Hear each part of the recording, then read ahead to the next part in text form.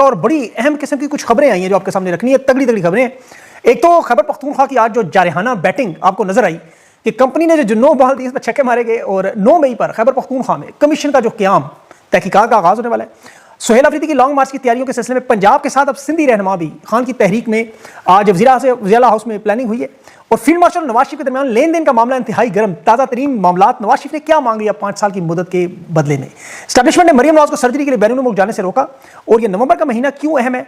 ड्रामाई press conference की तैयारी, अहम शख्सियत सामने आने वाली है। रियासत से माफियों का मामला, पंजाब में दफा 144 क्यों लगाई? 19 नवंबर क्यों इतना अहम दिन है? और इसके साथ अफगानिस्तान में जो कंधार में अभी अहम रहनुमाओं के कंपाउंड पर 2 बड़े धमाके हुए। और टाइम्स ऑफ इसराइल ने गजा अमन फौज के हवाले से इंतहाई अहम इंकशाफ कर दिया। और आखिर में ईरानी सदर ने जो जोहरी तंसीबात तामीर करने का फैसला किया। सारी खबरें आपके सामने रखता हूं। और साथ चीनी माफिया, 25 रुपए चीनी महंगी होने का खतरा है। लेकिन सबसे पहले खैबर पख्तूनख्वा में जो नौजवान की आदत लगाने का नतीजा, सुहेल अफरीदी एस्टैब्लिशमेंट के कंट्रोल में नहीं आया। ये जितना दबाव बढ़ाया जा रहा है उतना ही सख्त जवाब आ रहा है। 2 सूबाई वज़रा मीना अफरीदी और शफीउल्लाह जान ने वज़ीर इत्तलात जो है ठोक बजाकर जो प्रेस कॉन्फ्रेंस की हुकूमत को पैगामात के जवाबात भी दिए। एक तो 9 मई की जो इख्तियार वली ने सुहेल अफरीदी पर कोर कमांडर हाउस हमले का इल्जाम लगाया, वीडियो जारी की। उससे पहले तो बेबुनियाद इल्जाम सबूत के साथ मुस्तरद किया कि ये वीडियो कोर कमांडर के घर की नहीं, जमान पार्क की, 9 मई की नहीं, मार्च की। और 9 मई को सुहेल अफरीदी लाहौर में था ही नहीं, पेशावर में था। तो ये बयानिया दफन हुआ। और अगला काम जो इमरान खान ने अली मीन गंडापुर को हुक्म दिया था कि 9 मई के केसेस पर जुडिशल कमीशन बनाओ, रेडियो पाकिस्तान पेशावर पर जुडिशल कमीशन का ऐलान। ये काबीना की मंजूरी के बाद अमल दरामद होगा और इसमें नामालूम लोगों का किरदार आपके सामने आएगा जो 9 मई करते रहे। और याद रखें कि इसमें हुकूमत की अपनी सियासी जमातों के बड़े बड़े रहनुमाओं के बयान ऑन रिकॉर्ड है। जो जुडिशल कमीशन में तफ्तीश होगी इस बयानी को दफन कर देगा 9 मई को। और उसके साथ आज इन्होंने इस कंपनी की खिड़कियां भी कानों की खोनी की अवामी मैंडेट की तरफ देखा तो ऐसी की तैसी होगी। ये हालिया दिनों में एस्टैब्लिशमेंट ने जो हवालदार मुनीफ फारूक के जरिए सुहेल अफरीदी को पैगाम भेजा था, ये उसका जवाब था। और जो काम देखे बैरिस्टर सैफ अली मीन की हुकूमत में नहीं कर सका, बड़े होम्योपैथिक अंदाज में एस्टैब्लिशमेंट को महफूज करता रहा, दरमियानी रास्ता ढूंढता रहा। और इनकी हुकूमत की तरफ से अतात तारड़, तलाल चौधरी, युज़मा बुखारी, DGSPR ये प्रेस कॉन्फ्रेंस करके धड़ाधड़ खैबर पख्तूनख्वा हुकूमत पर इमरान खान की किरदार कुशी, मतलब हर किस्म के इल्जाम लगाते रहे। और खैबर पख्तूनख्वा जो इंतहाई अहम तरीन सूबा, इसकी ये प्रेस कॉन्फ्रेंस तक मीडिया पे बैन कर दे, आज भी किया है। और ये वही मीडिया जो खबर मानिका का लाइव 48 चैनल्स पर इंटरव्यू दिखाते रहे। अंदाजा करें इस पर। तो देखें खैबर पख्तूनख्वा हुकूमत को एक्शन लेना चाहिए। मीडिया तंजीमों को, सेठ साहिबान को, केबल ऑपरेटर्स को बुला के पूछें कि आइंदा प्रेस कॉन्फ्रेंस बंद की तो लाइसेंस मनसूख करेंगे कि नशरियात आपके सूबे में बंद कर दें खैबर पख्तूनख्वा में। यहाँ मुंतखब हुकूमत का अगर मेन स्ट्रीम मीडिया PTV पर नहीं दिखाया जा सकता जिसका सब टैक्स देते हैं, तो इन लोगों के भी कारोबार बंद करने चाहिए। सिंध की तरह जरा जुरत करके देखें, वहाँ कराची एयरवे का दफ्तर दोबारा खुलेगा नहीं। अब खैबर पख्तूनख्वा की हुकूमत ने आज 2 बड़े जबरदस्त काम किए। एक तो पेशावर में आपको याद होगा SHO इमरानुद्दीन, ये जब मुराद सईद के घर छापे मारे जा रहे थे, उसके घर अहले खाना आपको याद होंगे, चादर चारदीवारी का तकद्दस पामाल पे इसने इनकार किया था। उस वक्त जो CCPO था अली मीन के दौर में, उसने इसे मुअत्तल कर दिया था। वो वीडियोस आपको याद होंगी, लोग इसे गले मिलकर अलविदा कर रहे थे, बड़ा प्रोटोकॉल दे रहे थे। आज खैबर पख्तूनख्वा सुहेल अफरीदी ने आते ही इमरानुद्दीन SHO को ओहदे पर बहाल किया था। अच्छा, ये पिछले महीने फायरिंग में दहशतगर्दों के जख्मी भी हुए और आज भी धमाके में जख्मी हुए हैं। कल अल्लाह इनको सेहत दे। खैबर पख्तूनख्वा में आज एक बड़ी इनको कामयाबी ये भी मिली कि जो सुहेल अफरीदी का हल्का है वादी तीरा, वहाँ पर कमाली माहिदीन जो शुरा इनकी मिशरान के जरिए वहाँ कालादम तंजीमों के साथ मुज़ाकरात हुए और कामयाब हो गए। कालादम तंजीमों के वो तमाम रिहायशी इलाके खाली करने, वो मकामात छोड़ने का कहा गया था, उन्होंने उसको तस्लीम कर लिया। वो जगह छोड़ देंगे जहाँ से सिक्योरिटी फोर्सेस को निशाना बनाया जाता है। तो ये इनकी मुज़ाकरात की बड़ी अहम कामयाबी और यही बात इमरान खान ने समझाने की कोशिश करते हैं। सवात में डॉक्टर अमजद अली के हुजरे पर जो तारीखी जिरगा भी हुआ है, जहाँ मुराद सईद के साथ इज़हार यकजहती था, क्योंकि गैर कानूनी छापे जो मारे जा रहे हैं खासतौर से खानदान के तहफ़्फ़ुज़ की हमायत के लिए, ये भी सवात में एक बहुत बड़ी मुराद सईद के लिए कोशिश थी।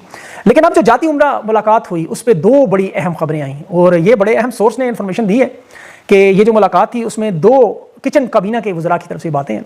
एक तो नोटिफिकेशन कितने अरसे का और बदले में क्या लिया जाएगा। जो नोटिफिकेशन मांगा जा रहा है वो 28 नवंबर 2025 इस महीने की 28 नवंबर 2030 तक 5 साल की मुद्दत मुलाजमत का मांगा जा रहा है। नया नोटिफिकेशन, पिछले 3 साल गुजर गए, कहते हैं जायज़ मुद्दत थी वो खत्म होगी। अब जो अगले 5 साल हुकूमत ने देने हैं वो हमें नए नोटिफिकेशन दिए। उसमें जो नवाज शरीफ के करीबी साथी कह रहे हैं कि ये 2 साल का मुद्दत मुलाजमत नोटिफिकेशन जारी कर सकते हैं हम, बाकी देखेंगे हालात किस तरफ जाते हैं। फिर उस पर लंबे चौड़े डायलॉग हुए।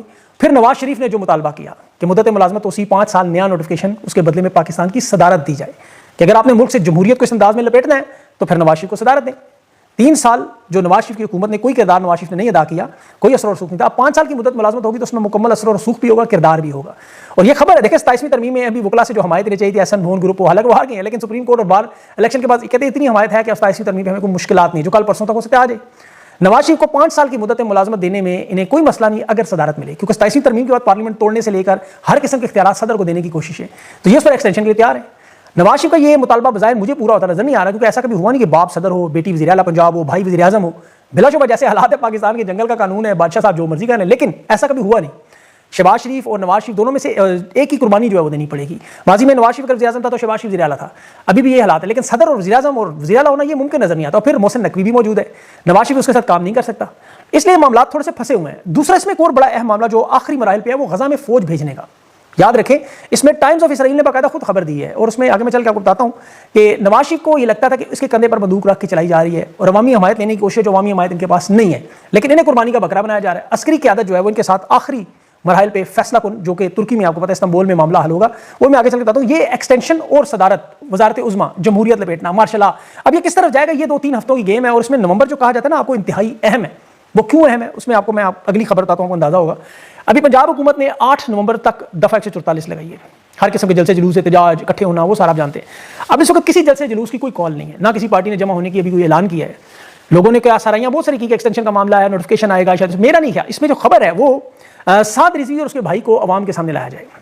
मैंने कुछ अहम सोर्सेज से पूछा, उन्होंने इसकी डायरेक्ट कंफर्मेशन नहीं दी, लेकिन गुफ्तगू से मैंने अंदाजा लगाया कि इस हफ्ते में, ये जो 8 नवंबर से पहले किसी भी दिन रिजवी बरादरान को सामने लाया जा सकता है। उसकी तैयारी तो उनकी हो चुकी होगी कि देखें जो गुनाहों का इतराफ, हुकूमत की चार्जशीट इनके ऊपर बहुत बड़ी, और सबसे बढ़कर एस्टैब्लिशमेंट चाहती है माफी मांगे, जिनका मुतालबा हमेशा इमरान खान से आपको पता करते रहे। अभी जो लबैक पार्टी के आपने बाकी रहनुमाओं की प्रेस कॉन्फ्रेंसेस देखी, एक तो इस तरह की लाइव प्रेस कॉन्फ्रेंस हो सकती है या कोई रिकॉर्डेड वीडियो चला दी जा सकती है कि जिसमें बाकायदा माफी मांगते हुए नजर आए, और इसे रद्दअमल के तौर पर कि कहीं बैकफायर ना हो जाए, आवाम सड़कों पर नहीं निकले। ये दफा 144 लगाने का मामला है। माफी मांगने के बाद इन्हें कौमी धारे में लाने की बात, अभी आपने सिंध में देखा था, रेड कारपेट बिछा था। इसी तरह इन्हें कौमी धारे में लाने के लिए माफी मांगने के बाद कोई ऐसी हो सकता है तकरीब भी ये कर दे, ऐन मुमकिन है कि मरियम नवाज से मुलाकात के लिए आ जाए। मैं आपको इसकी वजह बताऊं, इस वक्त पंजाब हुकूमत के अहम लोग कह रहे हैं कि ये दोनों शख्सियात अगर माफी मांगेंगी तो उसका सबसे बड़ा फायदा, एक तो रियासत का जो नजरिया है कि हम एक हार्ड स्टेट है, अपना रोब और दबदबा बाकी जमातों पर पंजाब में डाल लेंगे क्योंकि आगे एक्सटेंशन के बाद मामला चलाने। दूसरा जो सिक्योरिटी के खदशात मरियम नवाज के, वो खत्म हो जाए, क्योंकि सिक्योरिटी के खदशात बहुत हाई लेवल पर है, ये आप सब जानते हैं। ये इंतहाई अहम मामला इसलिए कि 19 नवंबर को खादिम रिजवी का उर्स आ रहा है सालाना। अब इन्हें पता है कि उस उर्स में भी लोग निकल सकते हैं, कोई ऐसा ना हो कि मामला ट्रिगर कर जाए, और इस मामले को खत्म करने के लिए इनके पास मुफ्ती मुनीब भी मौजूद है। अफाम तफहीम के लिए जो मामला, जो शेड्यूल 4 में अभी लबैक की सारी जमात को जो डाला गया, मफरूर है, जो काबू में नहीं आए, उन सबके नाम डाले गए, इनके मदरसे काबू किए गए, इनसे प्रेस कॉन्फ्रेंस करवा ली, लेकिन उसके बावजूद खतरा उधर ही मौजूद है, और वो मरियम नवाज को और ज़ाहिर आला क़यादत को, क्योंकि ये आपको पता है रूथलेस हार्ड स्टेट का एक नजरिया लेकर आई। और ये जो मावराए अदालत, आपको पता है कानून जेलों से निकाल के 700-800 बंदे भी मारे गए, अमनो मान के लिए नहीं था, ये रोब दबदबे की वही कोशिश थी। उसमें तो खैर उन्होंने अपने स्कोर सेटल किए। पंजाब में शिद्दत पसंदी के खिलाफ ये नहीं है, ये सिर्फ अपनी सिक्योरिटी के मामलात पर डरे हुए हैं। मरियम नवाज ने भी खुद पिछले दिनों ट्वीट करके कहा, और बल्कि बात भी की उसमें उलमा के दौरान, कि उन्हें धमकियां दी जा रही कि सिक्योरिटी में कोई मुमताज कादरी पे आ रहा है। ये बड़ा संजीदा मामला है, लेकिन इन्हें पहले अपने शोहर कैप्टन सफदर को हिरासत में लेना होगा, क्योंकि उन्होंने भी जलसों में बाकायदा अल्लाह से दुआएं करवाई कि अल्लाह एक मुमताज पैदा कर। उन्हें खतरा है कि जब तक अब लबैक के रहनुमाओं के साथ आके बैठ के इनकी हमायत में बात नहीं करेंगे, इस पार्टी के टेम्परेचर नहीं गिरेगा।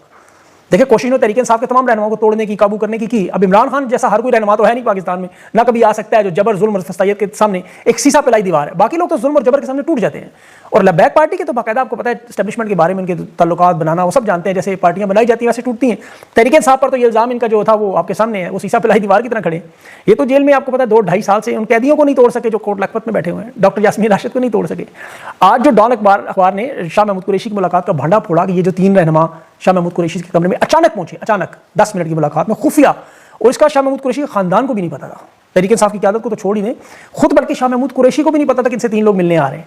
और मुलाकात हुई भी 10 मिनट, फिर तस्वीर बना ली गई ताकि तासुर बनाया जाए कि साड़ी गल होगी।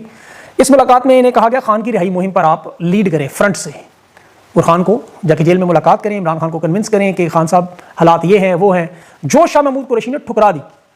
यानी वो खान रिहाई मुहिम में इस तरह शामिल नहीं होना चाहते। फिर यही वही पेशकश थी जो अडयाला जेल में पहले की गई थी, लेकिन शाह महमूद कुरैशी 10 साल की जेल मंजूर कर ली थी। तो पुराना मंजन, नई पैकिंग, वो सारा मामला आप जानते हैं। अभी कुछ ट्वीट्स उनकी आई कि हम तो प्लस इमरान के मंसूबे बनाए और पीटीआई के अंदर जो सांप सपूरी हैं उन्हें माइनस करने के फार्मूले में। लेकिन बहरहाल ये तासुर था। असद उमर, डॉक्टर शरीन मिजारी, अली जैदी ये इसमें शामिल होंगे, उन लोगों की तरदीद आ गई और ये मामला अपने इख्तिताम की तरफ आप कह लें। अब जो मामला अफगानिस्तान की तरफ से बड़ी अहम खबर, कंधार में यके बाद दीगरे उसमें धमाके, उसमें अहम जो अफगान क़यादत को कहा जा रहा है कि निशाना बनाने की कोशिश है, और वहाँ 40 के करीब हलाकतों का दावा है। अभी तक किसी रहनुमा का नाम सामने नहीं आया, और कुछ लोगों का ये दावा है कि ये ड्रोन हमला भी था। कुछ का कहना है नहीं, इनका अपना छोड़ा हुआ जो पुराना असला वहाँ वो फट गया शायद। और हुकूमती जो अस्करी साफ़ी हैं वो कह रहे थे यहाँ कलदम तंजीमों के कुछ लोग मौजूद थे जो पाकिस्तानी हुकूमत को मतलूब है। अगर ये मामला इस तरह का हुआ तो फिर काम खराब हो जाएगा, क्योंकि इसमें कतर और तुर्की ने दोनों ने जमानत ली हुई है इन दोनों ममालिक से कि सीज़फायर की पाबंदी करें वरना पेनल्टीज लगेंगी। तो सीज़फायर की अभी तक तो पाबंदी थी, अब ये मामला खुल के आएगा 2-3 दिनों में ही ज़ाहिर है कि क्या सिचुएशन बनी। क्योंकि यहाँ ये याद रखें कि अमेरिका का जो सबसे बड़ा मुतालबा है वो अफगानिस्तान में रजीम चेंज ऑपरेशन का है। ये अभी तक खटाई में पड़ा हुआ है। जिस तरह गजा का मामला, वहाँ देखें अमन फौज का मामला फंसा हुआ है, उसमें अभी टाइम्स ऑफ इसराइल में पीपल्स पार्टी का सोशल मीडिया और बिलावल जरदारी के बड़े करीबी लोग हैं, तजिया निगार है जुनैद, पूरा नाम भूल गया इसका मुझे, टाइम्स ऑफ इसराइल का ब्लॉग लिखता है। इसने कहा जी कामयाबी हुई है बड़ी गजा पर सियासी और अमूमी बहस जो हम शुरू करवाना चाहते हैं वो हो गई है। बैनुल अक़वामी अमन मिशन के लिए पाकिस्तान को शामिल होना ना होना, ये मामला पाकिस्तान में शुरू हो गया, जिसे खारजा पॉलिसी का तारीखी मोड़ कहा जा रहा है। अंदाजा करें, इंटरनेशनल स्टेबलाइजेशन फोर्स का जो क्याम, इसमें ये कामयाबी समझ रहे हैं। दानियाल चौधरी जो वफाकी पार्लिमानी सेक्रेटरी है, उसके इंटरव्यू को सबसे बड़ी कामयाबी समझा जा रहा है कि पाकिस्तानी फौज इस मिशन में शामिल होगी, कैसे इंतहा पसंदी रोकेगी, सरहद पार इसराइल पर हमले रुकवाएगी, फलस्तीनी तंजीमों को गैर मुसल्लह करेगी। अंदाजा करें। और इसमें उन्होंने खबर क्या दी कि तुर्की में जो पाकिस्तान समेत मिस्र, उर्दन, इंडोनेशिया, कतर और अरब अमारात, इनके जो आपस वज़राए ख़ारजा का इजलास होगा, उसमें फैसला होगा कि हुकूमत और अस्करी इदारों के दरमियान मुशावरत आखिरी मरहले में जो भी नवाज शरीफ और चीफ की मुलाकात भी हुई। अब इसमें कहा जा रहा है कि पाकिस्तान के पास 40 से ज़्यादा अक़वाम मुत्तहिदा मिशन में काम का तजर्बा है, इसलिए ये ज़रूर करना चाहिए। यहाँ सबसे बड़ी खबर दूँ आपको, जो मोहम्मद बिन सलमान ने अभी अगले महीने इस मामले से पीछे हटने का फैसला किया है और पाकिस्तान में भी नवाज शरीफ अपने कंधे पर ये बंदूक रखने के लिए तैयार नहीं है, इसलिए अभी ये मामला फंसा हुआ है बुरी तरह। ये भी याद रखें, ये व्हाइट हाउस में किए गए वो मुआहदे हैं जिनकी अब दौड़ लगी है कि पूरे करने हैं। देखिए बड़ा कुछ वहाँ दावे किए गए। अभी जिस तरह हिंदुस्तान अमेरिका का मुआहदा हुआ, ये पाकिस्तान पे दबाव डालने की अमेरिका ने याद दहानी करवाई है। अमेरिकी हुकूमत से माजी में जब भी मुआहदे या वादे हुए, अपने कद से बड़े किए गए, चाहे वो दहशत गर्दी की जंग में बड़े बड़े नाम पकड़ के देने हों, अफगानिस्तान के हवाले से हों, मादनियात के जो मर्जी हों, ये वादे मुशर्रफ ने भी किए, ज़ियाउल हक ने भी किए, अयूब खान ने भी किए, लेकिन वो 5% भी पूरे नहीं होते थे। इसीलिए फिर अमेरिका ने कहता था ये डबल एजेंट है, ये हमें डबल क्रॉस करते हैं, और इसीलिए इन पर एतमाद नहीं किया जाता, क्योंकि फितरी इत्तेहाद नहीं है। अब मौजूदा दौर में अमेरिका को इस बात का बड़ी अच्छी तरह पता है कि ये सब कुछ अपने इक़्तिदार के लिए कर रहे हैं, ये इस वक्त फंसे हुए हैं, इनसे जो मनवाया जा मान जाएंगे। इन्हें सिर्फ ऑप्टिक्स चाहिए, यानी बयानियां चाहिए, तस्वीरें चाहिए, मुआहदों के MOUs चाहिए, आवाम को बेचने के लिए मंजन और चूरन चाहिए। और ये बात सऊदी अरब भी बड़ी अच्छी तरह जानता है, उन्हें भी अंदाजा है कि यहाँ इन्हें सरमायाकारी नहीं चाहिए, ये मुल्क की मईशत ठीक नहीं करना चाहते, ये सिर्फ आवाम को दिखाना चाहते हैं, वारदात करना चाहते हैं। इन्हें जहाज़ों का प्रोटोकॉल दे दें, घोड़ों का रक्स दिखा दें, झंडे लगा दें, गाड़ियाँ भेज दें, इनका काम हो जाएगा। अगली दफ़ा चाहे एयरपोर्ट से पैदल चल के आएँ, इन्हें इसकी कोई परवाह नहीं। इसीलिए सऊदी अरब वगैरह ये कोई सरमायाकारी इन्वेस्टमेंट नहीं करते। पंजाब हुकूमत के हालात भी आप देख लें, वहाँ पे पंजाब की आवाम के हालात से कोई दिलचस्पी ना मईशत से, ना पंजाब में बेहतरी से, यहाँ सिर्फ नोटंकी और टिकटॉक से। 10,000 से ज़्यादा ओवरलोडेड मंसूबे शुरू हो चुके हैं, ओवरलोड कर दिया पंजाब को मंसूबों से, मुकम्मल एक ने भी नहीं होना। एक मंसूबा उन्होंने अपने हाथ से शुरू किया, सिर्फ एक, ये लाहौर में आलूदगी खत्म करने का, स्मोक गन्स मंगवाने का। वर्ल्ड बैंक से $300 मिलियन, 85 अरब उसके हालात के हैं। लाहौर दुनिया में पहले नंबर पर जहरीला शहर बन चुका है। ये मंसूबे या उस्मान गुजार की तख्तियाँ लगाती नहीं मरीम नवाज साहब, उस पर या बिल बोर्ड लगाती नहीं, तो ये झूठी तरक्की और अमन अमान के दावे होते रहे। ये वही सारा मामला है। हालत तो ये है कि शुगर माफिया 25 रुपये चीनी महंगी करने जा रहा है, और ये अपने यहाँ पंजाब में सिर्फ स्कोर सेटल कर रही हैं। ये फलक जावेद, सनम जावेद, अभी जो खोला चौधरी नई नौजवान लड़की गिरफ्तार न की, ये पिछले 3 साल से इन माओ बहनों बेटियों पर सिर्फ अपना स्कोर सेटल कर रही हैं, गुस्सा निकाल रही हैं। इतवार के दिन जुडिशल किया, उम्रे पर जाती हुई गिरफ्तार करने वाली लड़की, वो अपने वालिद से मिलकर देख रही थी, मैं वीडियो देख, बड़ा अफसोस होता है। साथ इनकी हिम्मत को दाद भी देते हैं। वो अपने वालिद कह रही थी घबराएं ना, अल्लाह मदद करेगा। अभी वालिद कल उसको उम्रे पर सऊदी अरब भेज रहा था, आज अदालतों में वो पुलिस की हिरासत में देख रहा है, जलील ख्वार होते हुए, तस्बीह पकड़ी। ये कोई 20वां वाक़या मैं देख रहा हूँ। माओ बहनों बेटियों को पाकिस्तान की अदालतों में रसवा करना, उनकी इज्जतें उछालना, बेतौकीरी करनी, सोशल मीडिया पर उनके खिलाफ घटिया गुफ्तगू, ये इस्लामी मुआशरा, पाकिस्तान का रस्म व रवाज, इंसानियत, अखलाकियात सबसे गिर गए हैं। मुझे तो उस वक्त से खौफ आता है, खुदा ना खास्ता, जब इन लोगों के घर वालों को इस तरह देखेंगे, और अल्लाह ना करे देखें, दुआ है कि सबकी इज्जतें अल्लाह महफूज रखे, लेकिन इन लोगों को देखें, ये अल्लाह का एक वो कानून है, कामा है, अंग्रेजी में एक मुहावरा है, मैं उसे कहना नहीं चाहता, लेकिन वो रिवर्स होकर वापस आता है कामा। बहरहाल अपना ख्याल रखें। अगले वीलॉग तक के लिए मुझे इजाज़त दें। अल्लाह हाफ़िज़।